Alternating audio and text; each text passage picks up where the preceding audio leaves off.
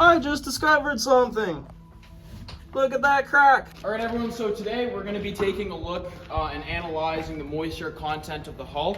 I've made this nice little diagram here, so we have each side here that are divided into 2-foot sections. This moisture meter right here that our professor was nice enough to lend us, you put it up against the hull and it'll give you a reading.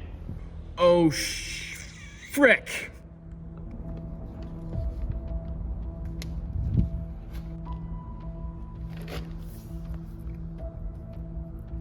Okay, so something we are noticing is there actually is some moisture already in the boat, maybe from condensation or not rainwater because we're in a barn, or it could have been there before. So that could be the cause of where it is. We're gonna go in further and inspect it a little bit more. So this is the main area of concern here where we noticed that there was levels of over 25% moisture in the wooden hull, and this is all the core here, and it sounds structurally fine, but the moisture level is a bit concerning. The idea that I have here is I'm pretty sure this here is the hull plug, and because that's the hull plug, you know, there's water coming in and out of this area a lot, which is why it would have a higher saturation content. I am a little bit concerned, but we're going to talk to our professor that is a marine inspector, get his opinion on it. Okay, so next we're going to measure the moisture of the keel. Oh, this is not good. No. This is not good at all. Oh, fuck. Yeah, it's off the chart everywhere.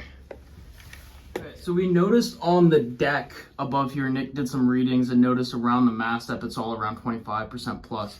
But one of the previous owners actually reinforced the entire bow and added new layers of fiberglass. This is actually pretty good because that's only about 11%. That's a bit more. That's probably around 15. That's around, 10. So it's not too bad, which is good because that means there's still structure and strength in this fiberglass that's been added.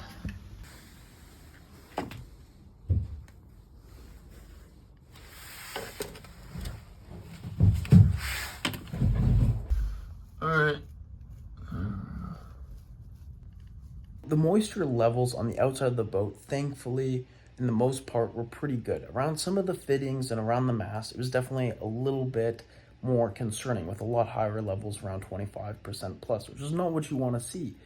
But then when we went on the inside and we did the moisture levels on the inside, a lot of the values, including the reinforced fiberglass that was there, was actually a lot lower than we expected, which is a really good sign.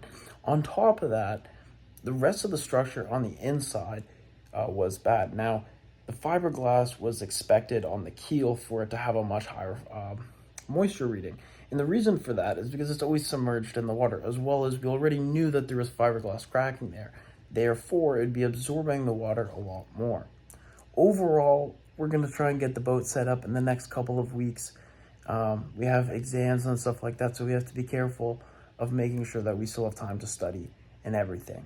So we fully completed all of our surveying things. Nick got the port side and I got the starboard side.